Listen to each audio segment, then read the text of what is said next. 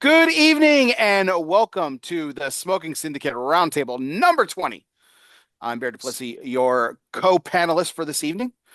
We are going to be smoking a fantastic cigar. I am accompanied by none other than William Cooper, Trip Waldrop, and we have a special surprise panelist, not typically part of the Cigar Coop Coalition. Mr. Fred Rewey will be joining us of Cigar Press magazine. Tonight we are smoking the Quesada 50th anniversary Toro Prensado. Really excited to smoke this cigar. So, gentlemen, welcome to the roundtable. I really appreciate you guys joining us tonight. And does everyone have their cigar ready before we light up? Yep, I and Bear, do. just one. Absolutely. Yep, one logistical thing. It's actually Roundtable 21. Okay, so can we just start Oh, over again? We'll do that one more time. no, No, You can do it no, one it more makes time. great. It's great B-roll. it's good. It's good. It's good. All right. Well, it will be labeled correctly. I just wanted to Roundtable put. 21. Yep, We've done 21 of these. we've done 20 of them. This is 21. We've done 21 of these. We haven't done Whenever 21 I yet. start, when we start the show, I just say 21, just like we've actually done it. So does that get on your nerves when I do that? Because I include the show that I'm taking part in as I'm talking about it We've doing on 21 my of them. on my podcast. Does that bother you, Coop? No, Oh, okay. no. You said this is Roundtable 20, and I said no, it's actually 21. I understand. I'm just Yeah. saying we've done 21 of these, and you said no, we've done 20. So Oh, it's well, fine. okay, I see what you're saying. Yeah. Well, we're in the process of 21. We're in the process of 21. Well, anyway, this is the Smoking Syndicate Roundtable number 21, smoking the Quesada 50th anniversary Toro Prensado. I'm going to go ahead and go over the specs if that's all right with everybody. So, this is obviously the 50th anniversary blend for Quesada cigars. They've done other iterations to celebrate their anniversaries and birthdays of the family patriarch Manuel Quesada. Yeah, this is a Toro Prensado, which is a 6 1/4 by 56 box pressed. I would characterize it as a soft box press. Coop, do you have any of the tobacco details? Yes, Or I do you want do. me to go? Yeah, I got them. I got them Go in ahead. front of me. So this cigar features a Habano Ecuador wrapper, a Nicaraguan binder, and fillers from the Dominican Republic and Peru. It is made at the Quesada's factory, Tabacos de Exportación, better known as TABADEX, in the Dominican Republic, and we're smoking. Easier said as Tabatax. Right. And we're smoking the Toro Prensado, which is a 6 1/4 by 56. They made 2,200 10 count boxes of these. And if you were really lucky, there was a 6 by 60 Perfecto that they made 200 boxes of. Gotcha. Yeah. This cigar was released in April of 2024 at last year's PCA trade show. So we're gonna go ahead and light it up and smoke it, guys. But anyway, welcome to the roundtable. Trip, Fred, thank you so much for joining us. Yeah, Um, thanks for inviting me. Yeah. so Always. well, if everyone's got their cigar at the ready here, first of all, I want to know, has everyone smoked this cigar prior to this evening? Yes, Yes. Okay. Yes. This size specifically? Yep. Yes. yes. Okay. So we're all on board there. Good. I've also smoked it as well. In this Vitola and other Vitolas as well. So, some of you guys are already kind of lighting up and everything. Any observations, Coop? Any observations about the pre-light, the draw, the Um, aroma? yeah, you get some of that barnyard aroma right off the foot, which I really like. So there's a great aroma on this. The pre-light, which I have had this pre-light before. What I will say is I'm gonna have a pre-light right now. This is one of those where the pre-light doesn't necessarily reflect the experience as much as I found. I found the experience to be very different when this thing was set to burn. So, but I love the presentation of this cigar. The wrapper's beautiful on this. I love they came up with a 50 logo, which is really they've used that not just on their cigars, but anything related to the company over the past year they've been using that with. The black and gold is very classic. It's a very good looking band on this here. And you mentioned the soft box press, and I do really like this particular soft box press. It's just very, very well nice. It's classic Prensado. And I think this cigar looks better as a soft box press than if it was. Normally I do like those very sharp box presses, but this one looks very, very nice as a soft box press. I think it looks better as one. Yeah, I think if this was a traditional Parejo, it would just almost look um I like that they did something like special with the sizes on like the larger Yeah, gauges, like the Prensado, yeah. the Figurado, like those when those are get bigger, they just don't seem like they don't seem as large as like a traditional 60 or 65 or 70 gauge cigar. I just don't think I'd call me crazy. I just don't know if this label would have worked on a traditional 60 gauge. I think it just would have looked weird It and would strange. I have. think the shoulders of it would look weird because it's kind of got like a hump here, goes down here, and then a hump on that side. If And you look at having the those like convex edges, I think would look weird if it wasn't squared up the way it is. if you look at the Perfecto a bit though, it seems to work okay with it. Um, but it is you can see. I don't have a picture of the Perfecto here to show. Let me see. This is the Perfecto Coupe. Oh, there you go. Okay, you see, Fred has a Perfecto because he's special. Yeah, he Those is. print media guys get all the good stuff. Because I've never spoke to Perfecto. I had this way before. Fred probably had the inside track when he was doing like the final Well, final puff actually, episode with I Manolo. think actually at the 50th presentation, which I wasn't at last year, Pro Cigar, they handed those out, if I'm not mistaken.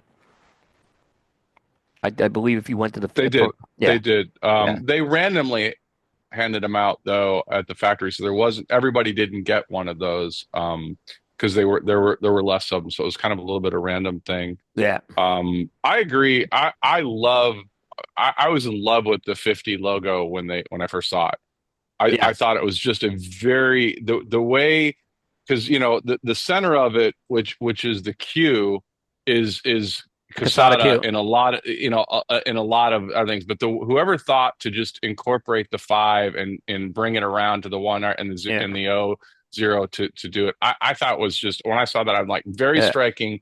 Anytime we can get something so simplistic but comes off very elegant looking. I think it still would have worked in a 60 ring gauge. The band would have. I think that we wouldn't have thought anything of it. I liked the band. It's funny. I actually got to smoke this before it was the 50th, several months prior, and I remember commenting to Manolo saying that it's a 56 ring gauge. It comes off looking bigger to me for some reason. Like it really looks like closer to a 60 when you're looking at it. And it's a bigger ring gauge than I remember commenting thinking, it was almost, I thought it was too big of a ring gauge. I'm just like, wow, you're really kind of pushing it up there. And I was worried about the flavors and everything else. And we'll talk about those later, but it 100% worked in this size. And it wasn't, this was Manolo's really one of his final cigars that he blended at Quesada before he moved over to Spain last year. And so this is pretty much probably Manolo's last cigar that you'll see in production that he did. And I remember before I lit it, before it didn't have a band or anything at the time, and I'm like, I really hope this is good because it's the 50th. I mean, that's a big deal. And I really, really hoped it was good. Obviously, the ratings across the board, across several media, it made a ton of different lists. It was in our top 15. I think it was Half Hill's number 2. I mean, a lot of people had it on their lists. It's a great cigar. It's a really, really good cigar.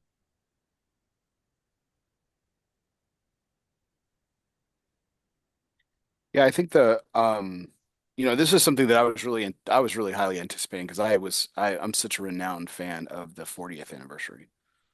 The 40th anniversary for me Mm-hmm. is one of my favorite Casada cigars. So, if not my favorite, which is a tall order, which is saying something. So, um, but what has everyone lit up their cigar? Mm-hmm. Okay. Yep. Trip, why don't you give us your first impressions of just flavor notes and how it's tasting and things like that?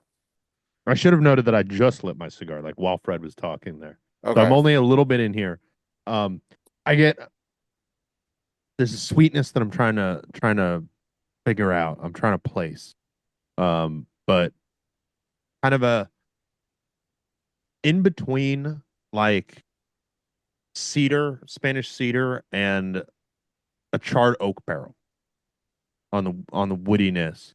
A little bit of baking spice, just a little bit of black pepper. That sweetness that I can't identify. And as far as body, it's kind of I would say medium plus. It's more full body than I expect it to be, just from the look and being a quesada. I think it's a little stronger than what they usually put out. It kind of gravitates your I mean it grabs your attention, I agree, a little bit more. I mean, I would say the cigar in Quesada's lineup in recent memory that kind of pops into mind when you think of like strong or stronger or outside the box of their portfolio is probably Liga F. Oh 'Cause yeah. I and I love that cigar. Um so Fred, what are some of your first impressions on the flavor profile? So I would definitely agree with Coop. Oh my gosh, I never thought I'd say that. Um, the pre-light, dry draw to it, the smell on the foot and stuff like that. You have an impression of what you think the cigar is going to be, and then you light it, and right out of the gate, it's different. Yeah. It tastes. There's a couple things I find interesting, and I've smoked it before, so it'll actually be all the way through. Um, it's not one in a blind taste test I would have immediately pegged as the Ecuadorian Habano. There's a very leather richness to the cigar out of the gate. It almost tastes like an aged cigar. And I know that's a very general Yep. statement, but it has a very mature nature to it that you feel like right out of the gate, everything has settled and married and complementary in the blend. Um, the pepper was not as evident as I thought it would be, and you get it in the retrohale, and you'll get it a little bit more as we get into the second, third a little bit.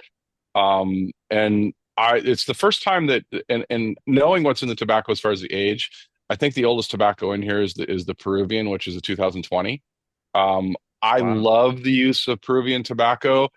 Trip, I think to your point, it's the unidentifiable sweetness because not a lot of guys put it in cigar because it's one, production ability. If you're talking about mass produced cigars, it's not something that ends up in mass produced cigars as much, or certainly not anything that can give it as much, as much tobacco as there is in the Peruvian to get that sweetness to it. And it's just this fleeting flavor out there that is very, very pleasant, that gives you some of the floral notes to it. And there's a lot that we expect the cigar to settle down a little bit, like right out of the gate. This one's smooth, like right out of the gate. Like it's very mature right out of the gate. I'm shocked that you said that the Peruvian is the oldest from 2020. I'm shocked that it's that I young. believe that's the oldest. I know the Peruvian's 2020, and I believe that is the oldest one in there. But that doesn't mean there's nothing else that's 2020. I don't know what the Ecuadorian Habano is. I never actually asked about that. I know the Peruvian is 2020. Because you could tell me this was a really strong cigar that was rolled 10 years ago.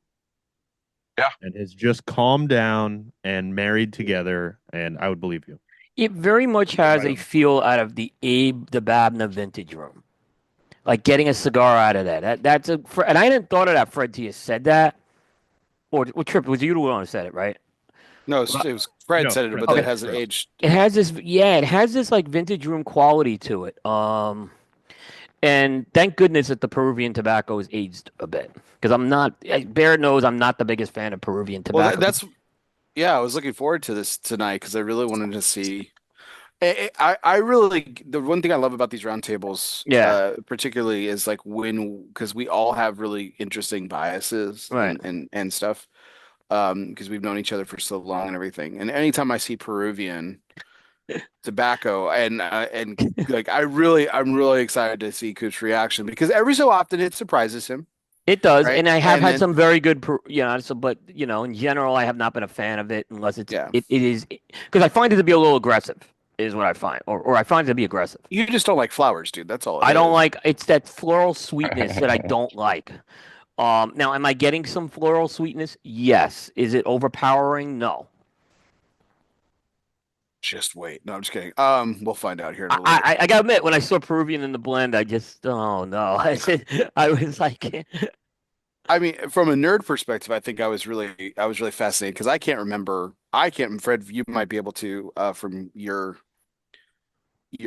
time smoking Casada, but like I can't think of a Casada cigar off the bat that has Peruvian tobacco. There isn't one. There There isn't you go. one. It's first time they've used it. Yeah. That's yeah, such an interesting choice on your like, this is our 50th anniversary cigar. We're going to use something we've Yeah. never done before. Right? I like it. I like it. And I am I'm also terrified at the same time when I you're agree. kind of going into I it. agree.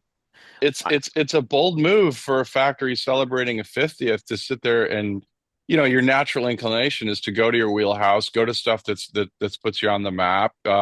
Maybe you go a little bit, some stuff you've squirreled away for a while that's aged, that's, in the wheelhouse, but to go for a completely different blend and bring in tobacco that you've never used, it's a bold move. Bold move, Cotton. Yeah. Yeah, it's like, when JRE decides, celebrates their 50th anniversary, hey, we're gonna do something crazy. We're gonna have the cigar manufactured in Nicaragua. Yeah. well, and my feelings on that. I don't like when they do that. I'm okay with what Quesada did here because it's in their factory, and they have worked with different countries of tobaccos over the years. So, that I didn't really have too much of a problem with that. They've used U.S. tobaccos. They've obviously used Ecuadorians. I believe they even have toyed with. I know they've used Arapiraca, but it might have been Ecuadorian. So I mean, they've used it. I don't have a problem with Manolo saying, you know what, I want to put something a little different in here, but I'm making it in my own house. So I'm okay with that. Yeah. So Yeah, it's no, not like they said, "Hey, we're doing all Honduran tobacco or something." It's not like they just wanted something that was going to complement the rest of the blend. Right. If they would have said, "Hey, I'm making a Honduran puro in Honduras," I would like, why? For an anniversary. Exactly. That would be my point. Yeah. Go with who got you to the dance. But I'm okay with, Manolo certainly is a master blender, and I think he's entitled to that title for sure. Has that right to put something special tobacco wise that he thinks into that. He's earned that right. He's totally earned that right. So just my first impressions of the cigar too, and we're gonna take a quick break here, and we'll come back with our analysis of the first third. But my first impressions of the first couple puffs, I agree with a couple of the other things that you guys said. I did pick up a rich leathery note too, Fred. So I thought that was really interesting that you did as well. And but I also got a really healthy dose of breadiness. Coop Trip called it baking spice. I don't know. In our own kind of flavor wheel, I don't know if that's kind of the same thing, but to me, this tastes like you're biting into a piece of like fresh, like whole wheat, fresh out of the oven kind of. I was thinking like thing. date bread almost because it has this little sweetness to it, but that texture, like you said. Yeah, that's more what I mean by baking spice, like a little bit of cinnamon, kind of cardamom vibes that you're baking into something, cookies, bread, stuff like that. But I do agree. There's like a bready component to it. Yeah. The aroma off of it is really quite. I got to say, I love the aroma off this thing. Yeah. Yeah. It's really quite exquisite. I do get some of that floral sweetness that immediately identifies as Peruvian tobacco to me. I love it. That's another reason why I like torturing Coop sometimes. It's manageable. It's manageable, is what I'm saying. It's not like, I'm gonna put this. I can't smoke this. So it reminds me of, I had a dessert last week, and as soon as you said floral sweetness, that sweetness clicked in my head. It was like a Sakura cream, like a cherry blossom, but with sugar. That's what it reminds me of. Like, interesting. I'm gonna nail that even farther. I'm gonna nail that even farther for you, Trip. It's plum for me. Plum? Okay, I get that too. It's a darker fruit that's a hint of fruit, but it's not the sweetness part of it. It's the mature part of it, which for me is like a plum type thing. And I'm not the guy that gets a million different flavors in there, but that would be what I would. But that plum I tend to associate with Piloto Cubano a lot of times. That's why I'm wondering if there's any. You also associate with other fermented tobacco too. Yeah, but this doesn't have that under fermented taste to it. This is as we said, this is a complete opposite. If anything, it has a very aged taste to it. Yeah, you can tell that that's nothing. But you're right. I have gotten that on a very unfermented cigar. But there's a difference between that, like Jose Blanco used to use a lot of that Piloto Cubano in those blends he did for Señorial, and you could pick out that plum note almost all the time, and it was from the Piloto Cubano.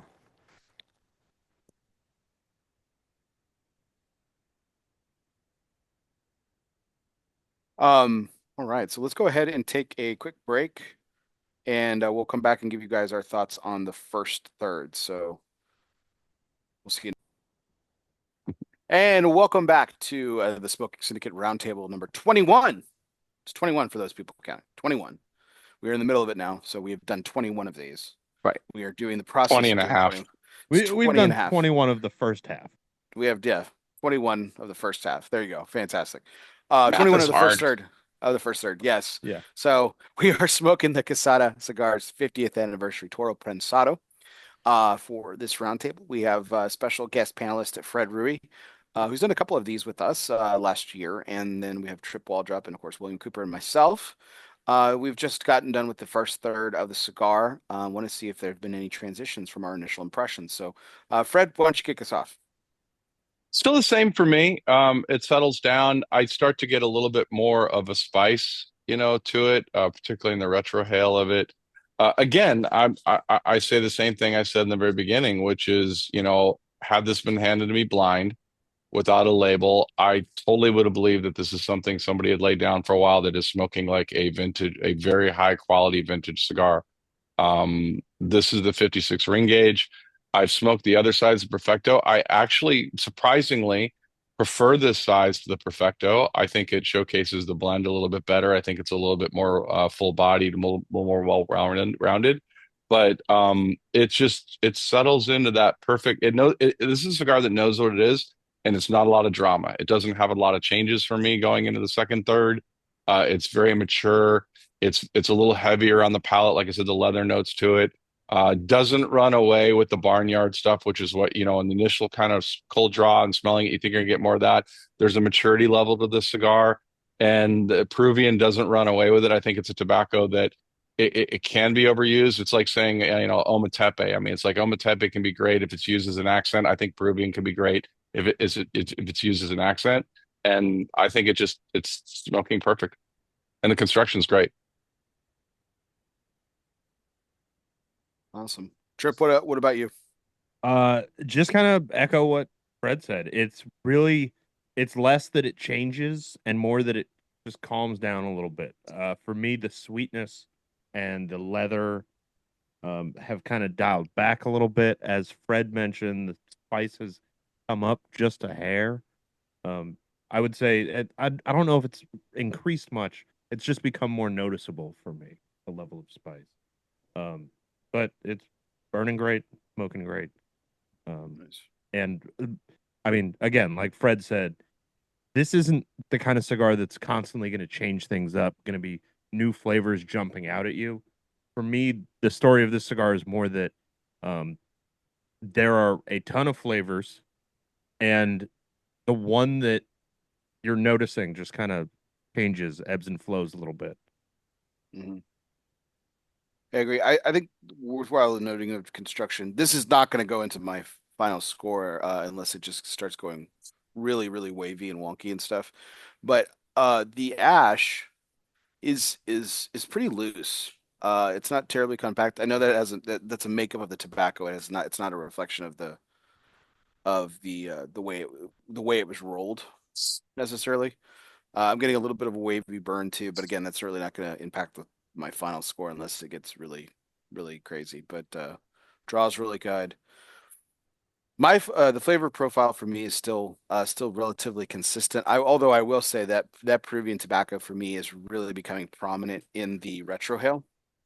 Yeah, I can really pick up on it in the retrohale. You're kind of getting that floral for me, that floral sweetness. Um, and that, but to Fred, something Fred said kind of really made me think about it too. That barnyard that was originally on like the dry draw and the pre-light. I mean, for me, it's gone almost completely by the wayside. Um, but I am getting a little nuttiness now too. So, not quite obnoxious like peanut, not that abrasive and like very distinct, but but not dry like a walnut, somewhere in between something. Maybe hazelnut is probably the best way to describe it. Coop, you were nodding your head though, so I guess you're picking up some nuttiness as well. What else? Yeah, What else about your first third? yeah. So what happened is the floral sweetness, at least on the tongue, has kind of morphed into a natural tobacco sweetness where you get that tobacco taste, but I have that plum quality that's kind of fused in with it, which I find really good. I wasn't quite getting this when I reviewed this cigar a few months ago. It's been much more enjoyable. However, I am getting the floral sweetness on the retrohale, along with a very faint pepper note on the retrohale as well. It's not a sharp pepper note, but it's very faint. I definitely picked up on the nuttiness. I was thinking more of an unsalted cashew nut was kind of how I had it. But there's definitely a nuttiness that I was picking up on here as well. The burn, you're right. The ash is a little loose, but I wouldn't normally let the ash go this much. It's just I wanted to kind of before I ashed out to show it's burning very nicely. The draw is a little more open than I prefer. It's not problematic. It's not causing any combustion problems, but I normally like a little more of the milkshake draw quality, and it's hard to get that on a box press a lot of times for me. But again, it's nothing wrong with the drawer. It's not loose, and it's not out of. It's not going to cause a problem with combustion. It's just more of a personal thing. So, but one of the better experiences I've had with the cigar out of the gate is what I'm saying. Well, you say that open draw is indicative of a box press, a correctly made box press. Correctly made. I have gotten a little more resistance on a good box press though, is what I'll just say. Um, So, I mean, again, it's not anything that's problematic. It's more of a personal preference for me. Is there anything worse than a box press cigar that's like completely tight? A box press that's underfilled. Oh yeah. Yeah, that's what I was saying. I'm gonna ask Like this. severely underfilled? Like Yeah, because you Like get to the it's so second half, underfilled. you get to when the you second half, and you can't smoke it anymore. when you take a draw, you're getting mostly air. Yep. It's so underfilled. Yeah, Yep. that's an Yeah. awful experience. You're right. A tight box press is not great, Bear, but I think I can sometimes fight through the top tight box press. Sometimes when you get this underfilled cigar, and that's not just a box press; it's any cigar. But box presses sometimes are not packed a lot, so you do get that if it's not made right. if you had to pick between soft press, box press, and trunk press, so just think of that in degrees of just how tight those corners are. Like, what would you say is preferable to you personally? If you know those factory presses that Lido makes, Yeah, I love Yeah. that Exactly. press. I love that press. I love a That's sharp exactly box the press. cigar that I was thinking of. Yeah, I love a sharp box press. God, those are so good. The Yeah, double press is money too. the double press is money too. Oh God, that cigar is amazing. Yeah, I'm gonna have to next time if we go to a cigar box, I'm gonna have to see if he has any factory presses in the back. You might. He might. Yeah, they're He's got amazing. some goodies back there. Oh, I know he does. Fred, what about you? You know, I don't know. To me, I mean, I like the look of the sharp box press. I think it looks really, really cool, but I think from a smoking standpoint, I tend to prefer a soft box press. It just depends. But I think generally speaking, I think the soft boxes usually smoke a little bit better. That said, because it's hard to do those sharp crisp edges on there. When I did mine, AJ was very good at it. So I was very happy with my super sharp edge ones on there, but I think it's I like very that. difficult to do. It's I love very, those. very difficult. But there's a certain like elegance to the craft if you can pull off a sharp box press. It's pretty cool. Yeah, I wouldn't characterize the speaking of LFD, the chapter one as a sharp box press, but I would hate to see like what some of those presses look like because I remember opening a box of chapter ones once and I was terrified because I had to take them out to label. This is when I was working in retail. I had to take them out to label them for pricing, and I was terrified that I was just gonna rip these cigars. Like they were in there, they're just packed in there so tightly. Cigars were phenomenal, right? Like that didn't affect the cigar, obviously, but like I would not characterize that as a trunk or tight press. That was it was somewhere in between the soft and somewhere in between a box and a soft kind of a Well, deal and stuff. But for it the was love of so God, tight. help the retailers out and make every other layer the one cello piece that comes up the opposite way so you can grab Right. that layer out. Because there is This was nothing prior. worse than trying to carve one out, or especially the ones that didn't even have cello on them. Because then you're just like, how do I even get these out without manhandling? No, I remember this like it was yesterday, for this particular box that I'm talking about. So this was prior to cello. They didn't cello the chapter ones initially, but they did Yeah. have ribbons. They did have the ribbons where you could pull them out, right? And I remember I'm not going to say my former coworker, but we had pulled down he had pulled down all 6 or 7 boxes of chapter one, and I was doing like we were working as a team. He was pulling stuff down, and I was labeling it, and I went to the restroom, and I guess he thought he was going to help me, but he went and opened up all the boxes of the chapter ones and pulled the ribbons out. Oh, And Oh like man. legit was not a dick move. Like in his mind was not doing a dick move. He thought he's like, yeah, man, I wanted to clean this up for you. So I took the cello off, pulled the ribbons out and everything. I'm like, oh God. Like and wouldn't you know it, that first box that I was talking about was exactly what I was describing. It was like the tightest his first name didn't start box. with a T, did it? No, it wasn't Tracy. Tracy Okay. knows better. No, it was someone else. But no, Tracy would have done it just no, Tracy would I have was done gonna it to say that fuck would with have been Tracy. on purpose if it was Yeah, Tracy. yeah. No, this guy like legit was like, yeah, I cleaned it up for you. Took all the cello off and pulled Uh, out the ribbons so you wouldn't have to mess with it. I'm like, oh no. oh God. And yeah, first box it was just like hell. Luckily, I don't know how those cigars ended up not damaged. I mean that was they were wedged in there so tightly. It was crazy. That's what she said. So anyway, all right. Well, how are we doing on the I'm are in we gonna go ahead second, and take third. yeah, go ahead and take a break and finish up the second third here, guys? Yep. Yeah. All right.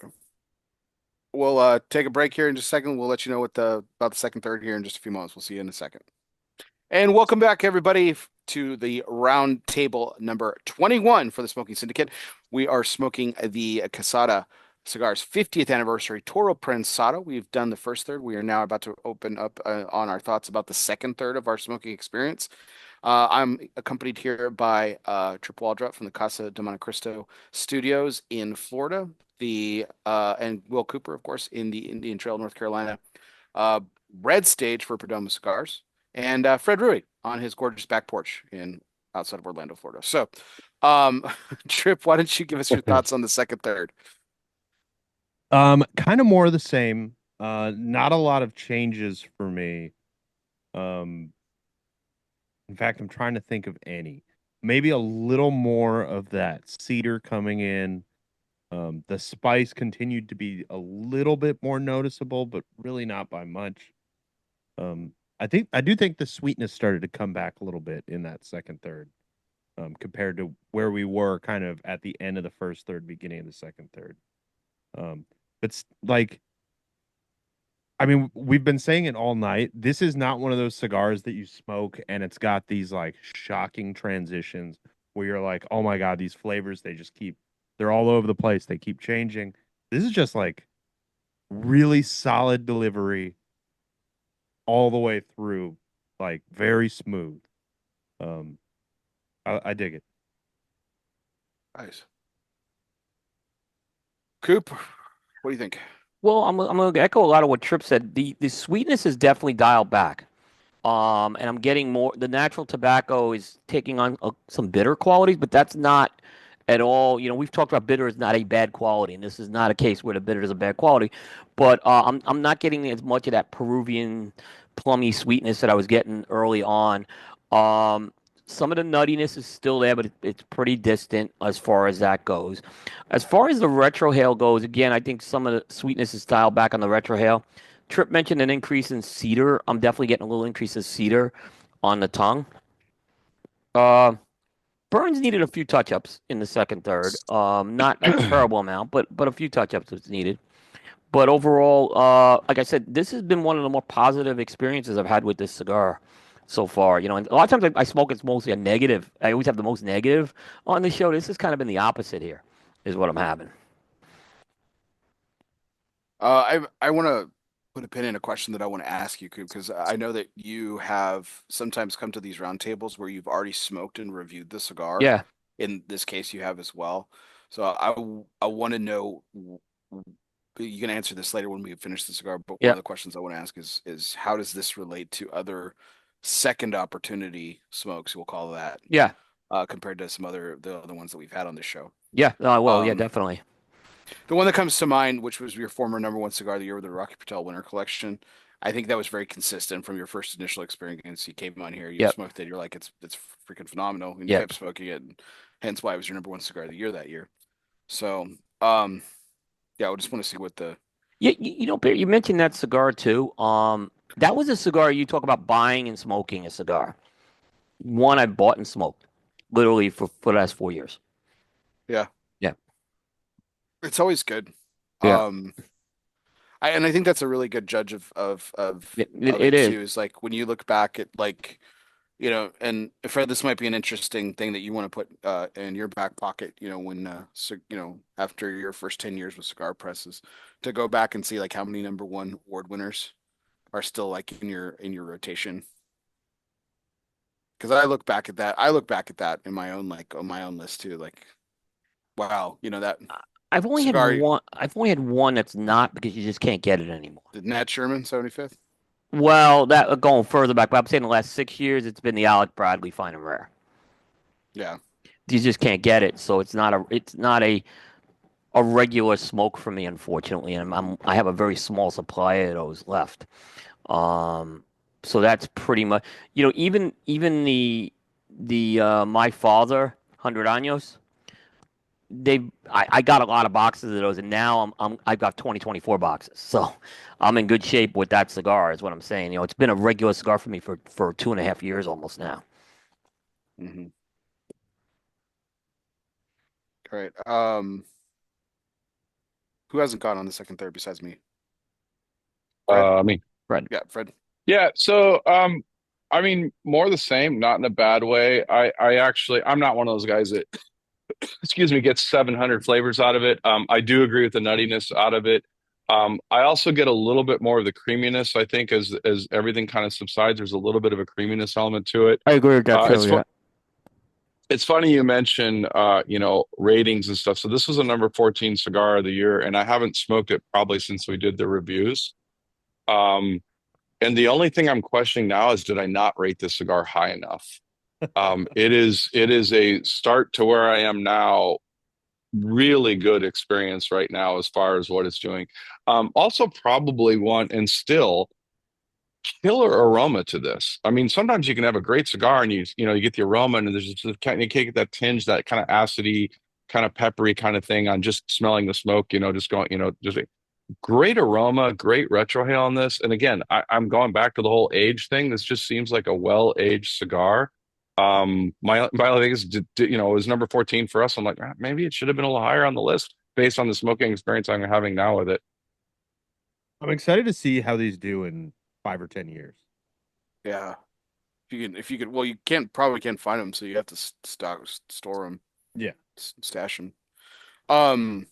This is where we were originally we had asked Aaron Loomis to join us because he said himself this was the best cigar that he smoked in 2024. It was the one he liked? It was the one he liked. Yeah, it was the one cigar he liked. It would have been his number. Like if he was doing a solo list. Was it this size? Was it the size or the Perfecto? No, it was this size. It was this size. It would have been his #1 And cigar. I haven't touched mine up at all, by the way. I haven't I've had a little, but again, there's a Did little you air have to, or are you being one of those geeky cigar guys that's 2 millimeters off? You can see that. I've had to. I haven't touched my. Look like that. I don't know. Look I don't know. We'll agree to disagree. Yeah, I haven't touched it's mine not up, terrible. Like I said, when I was assessing it, it wasn't terrible. Yeah, it's not I haven't touched mine up, and it's pretty much, it's in line. It's fine. And there's no flavor I haven't profile touched mine up, and it started off a little wonky, and it's straighter than. I'll give it. I do have Definitely some air blowing through here right now, and that's sometimes I'll factor always. Yeah, and I'm in a pretty. I mean, it's pretty windy right now here, so yeah. But and honestly, it's rare for me, this ring gauge or any bigger to not touch it up. I mean, that's why I have a single flame lighter. I'll just touch it. and it's really more for my benefit than it is the cigar. The cigar would probably correct. I just have a tendency to do it. I haven't done it on this one at all. Yeah, I haven't touched mine up either. I would still characterize it as wavy burn, but like I said, it's not interfering with the smoking experience. Um, Coop, I'm going to encourage you, do me a favor, like on your next puff, take a really long retrohale and I want to see how that finish does for you. Because this, to me, I've heard you guys talk about this. To me, this finish is really long, and I don't know if I'm just taking a deeper No, retrohale off of it. it's a And very long finish, and it's getting more peppery. It's got but it's not a burn through, sharp through your nose, but like it's like a lot of if you just put some black pepper on your tongue, that's what I would feel coming out of the nose right now. It is getting more peppery. I would agree with that on the retrohale. But not not aggressive. No, not bad. Yeah, nothing bad. Yeah, I agree. It's nothing bad. You're not like going like this afterwards, you know. Yep. For me, the finish is really long. I think I'm getting it's getting more pepper. It's a little longer than I like short to medium. You know me, but yeah. But yeah, and I wasn't trying to punish you there, Coop. I just wanted to get your take on it, because I really like the finish because I like longer finishes. Yeah, I'm getting a lot more floral on the finish. There's this interesting creaminess that's kind of hit the palate for me. The creamy. That's what I was saying. Yeah, when Fred said that, there is a creaminess that you don't get earlier in the cigar. I'm getting it in the middle part of it. Yeah, I didn't get it till about halfway through the cigar. Yeah, and there's a drier wood component that's kind of hitting my palate. Like it's kind of as I let the cigar sit, and I'm just kind of letting the flavors kind of mess around on the finish. For me, it's like some really dry wood. To Coop's point, it's kind of bringing in just a little bit of bitterness, but again, not in an abrasive way. It's a good thing. It's actually it's kind of that nice balanced bitterness. Yes. Yeah. Yes. And it's not overly dry or like the saliva gland aspect is just about perfect. It's not too dry. It's not too wet. It's just like kind of staying. It's staying in that wheelhouse. That's okay. Yeah. Yeah. I would say it's exactly on point. I'm interested to see how the cigar finishes. So, why don't we dive into the last third? We'll come back with our thoughts on the last third and final scores after this. And I'm pulling out the label now. And welcome back, everybody. This is Bear Duplessis here with the Smoking Syndicate Roundtable number 21.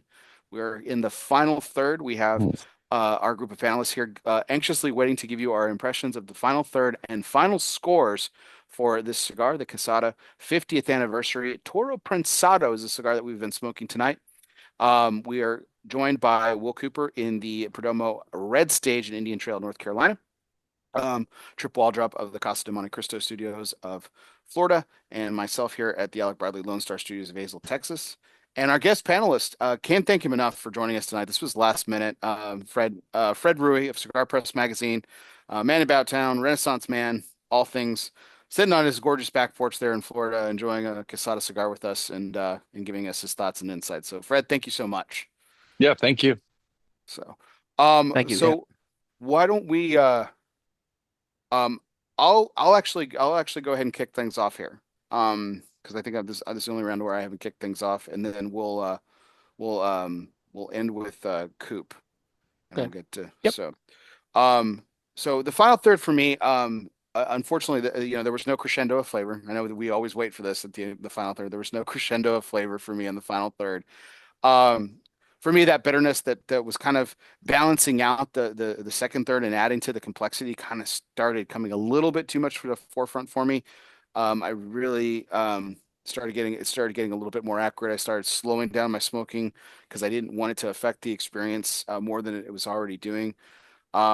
So I'm still that it did incorporate some interesting sweetness. I started to get a little bit of a licorice incorporated with that bitterness, and then but the retrohale still remained very, very pleasant for me, very floral, spicy, long lasting, and so the retrohale for me was a really big winner. So my favorite third was the second third, just really complex. That creaminess that kind of seeped into the experience for me was a really big winner. Nuttiness throughout that second third as well. So the second third was really, really complex, really building on the flavors that it had in the first third. And for me, the construction was a wavy burn, good solid draw throughout. Never had a touch up. And enjoyed the cigar experience. So, as far as a score, that the last third unfortunately affected this. This was looking to be over a 90, and honestly, this had been a different experience for me than my previous experience with the cigar in this particular Vitola. I liked other Vitolas a little bit better, but this Vitola specifically, I had before, and it wasn't my favorite of the other Vitolas that I've smoked. But this one was really enjoyable, and I'm really excited to go back to it to see if I continue to enjoy it as much as I did tonight's. So tonight's score for me is an 89. So, Trip, why don't you tell us about your experience? I think you kind of nailed it with your explanation. For me, the bitterness kicked up a little bit in that just kind of second half of the final third, I guess. Like I'm down to a nub here. For me, I think I'm happy enough with the flavor and just the elegance that this cigar has. It's not all over the place with the flavors like we've talked about constantly throughout this. It's just it gives you what it's got and it just keeps giving it to you. And that's exactly what I want from a cigar like this. It's not going to be the most interesting cigar in the room, but it might be the most consistent as far as like how much you're enjoying it from beginning to end. This would be the kind of cigar that for me, I would have put it down about an inch ago if I was just smoking it. But I was taught many years ago as the moment a cigar starts being less enjoyable than what you want it to be, you just put it down. When you're done with it, yeah. Yeah, you're just done with it. Sometimes that's 2 inches in. Sometimes that's you have an eighth of an inch left. It's just up to the cigar. I wouldn't have a problem smoking this most of the way, but not quite finishing that final third. For me, I think I'll go 92.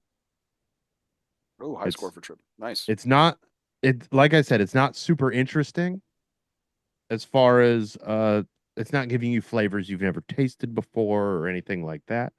But this is an absolutely solid cigar that I'd be happy to smoke any day of the week.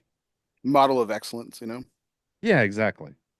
So that you would say the first two carried it for you personally, just carried the Yeah, exactly. The The final third for me is not bad, but it wasn't as good as the first two thirds. It still delivered a lot of those flavors, but that bitterness started to creep in a little bit more. For me, the sweetness started to drop off in the final third, which made it a little less enjoyable. I think if that final third had been as good as the first two, it would have been like a 95 or 96. Gotcha. Fred? I'm down to this, which never happens also. I agree with Trip. I probably would have put this down about an inch, about halfway through the band mark. I think I probably would have turned it down. The only reason, I mean, other than being on the show and sticking with it, there's an interesting in the end, and I don't know that this was planned or not. There's two problems when we get this close to the end of the cigar. Anyways, we're real close to the heat source, which is definitely going to throw off some different flavors. I don't care what blend you're on. I'm not the guy with the nub tool. I'm probably about when I get about a little bit longer than this. Probably like I said, halfway into the band. I'm probably even the band's off. I'm probably dropping at that point. Slight bitterness again. Super close to the heat source at this point, but it's still holding on. It's still got a lot of those flavors to it. I don't think this was by design, and some people have blended this way, and I've certainly looked at constructing cigars this way. There's a cleansing of the palate at the end of this, which is pretty nice. It's like some of the spices have starting to go away at the very, very end. I doubt this was by design as far as the construction when they put the cigar together, and it'd be a good question to ask them. But I don't get to a lot of cigars that I'm still having an enjoyable experience all the way to this point. It's still good. There is a little bit more bitterness. I am losing the creaminess is definitely going away at this point. It's getting more heat, close to the heat source, a little bit more of the bitterness, a little bit of the pepper still there, but it's still holding on flavor. I give it a 91, 90, almost a 92, I think, on it. And I can't beat the cigar up for what it is at this point. I mean, let's be honest. Great cigar. Would highly recommend trying it if you haven't had one. There is a Perfecto in this. I have smoked both, several of both, probably 4 or 5 of both. And I would say I prefer this size over the Perfecto. Nothing against the Perfecto. I just think it's a better experience in this larger ring gauge all the way through. But love the smoke and very impressed by it. And actually, I don't know, like I said earlier, I don't know if it's what I was smoking earlier when we were reviewing towards the end of last year or whatever. This reminded me of how good this cigar really is. And I mean, probably could have put it higher on my list and been very happy with where it went in our ratings. Nice. All right. Coop, why don't you give us your final Yeah, impressions here? I said I had a better experience with this cigar, and I did. But let me first go to the final third. Agree with everyone said. The bitterness definitely crept up in that final third. It was not the crescendo of flavor, for sure. And like I agree with Fred's point. I'm at a point even too that this would probably have been put down already. You're getting too close to the heat source. You can see the nubs getting kind of soft. So I went a little further than this, and I'm not going to ding it for that. I do think that the first 2/3 were better than my previous experience when I reviewed this. In particular, that second third really shined for me with some of that creaminess that came out. There was a lot of complexity with that, which I really, really enjoyed. So it was certainly a better experience. I did like I said, the sweetness was a little more balanced this time in the first third as well. So it was a better experience. That being said, I'm probably going to be the low score for the night. I gave it an 88, which was higher, though, than when I reviewed it, which it got an 87. So this was a better experience for sure. Not a bad score on, we tend to sometimes get all bent out of shape when it's not a 90. But this is still this is 87, 88 are not bad scores either. But that's kind of where my head was with this as well. But this was definitely one of the better experiences I had. Certainly, I may want to give this another review on the website at some point because I do have another couple of these left from the same batch, so that I got for the show. So I think it's definitely worth giving a written review at some point this year on it in Agile. How many people in this group would like to try this in another size? Either in a Toro, I would love to see what this is in a Robusto. Robusto was exactly what I was thinking. Or a Robusto Gordo. I would love to see this same blend in another set of sizes. I think Hector Lonsdale. A Lonsdale. Oh my gosh, I would love to try this. Is Hector playing with a Lancero with this one? I think he was playing with a Lancero. They were playing with the Lancero. I don't know. I don't know. Remember, they're doing something with Lanceros. I know that, but I don't know if this was one of them. Yeah, I want to be fair on that. There's some other blends I know that he's got in the Lancero. I have since Tony Gomez and I were talking about this the other day. As much as we all love Lanceros, I like Lonsdales better. I think there's just a little bit. There's a little bit more real estate. There's a little bit more to it. It's a little bit more of a cigar. We joked about this the other day. Tony and I were doing a video, and look, Lanceros, you guys had your run. You had your shot to bring them back and have everybody smoke Lanceros. Let's just go with Lonsdales. Let's spend the next 10 years cranking out some Lonsdales, and let's just see what happens. Let's do it. I'm game with that. I'm a Lancero guy now. I'm game for that. Heck yeah. So Robusto Gordo sounds like a Oh God, I would love to try this in a Robusto Gordo. Matter of fact, I'm going to call Raquel tomorrow and tell her to honestly, this would be. I would like to see this in a shorter format because I wonder if it would take away some of the bitterness in the final third as well. I think this would go really good in a shorter format. I am all about cigars that are shorter cigars but still have a decent ring gauge where you can still have a full smoke experience but in a shorter time frame. I would love to see that. And that's what I actually expected out of the Perfecto. But the Perfecto, I think, because of the taper on both sides, I don't think it until you're in the center of the Perfecto, you don't really get the same experience as you do this cigar. Agree with that. Awesome. So that was our range of our scores. Coop was low man, 88. I followed up with an 89. Fred between 91 and 92. Call it 91 and a half.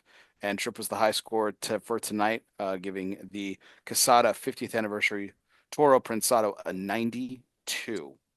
So some nice scores. Not quite all over the map, but a nice little gap between Coop and myself and the two higher scores. So.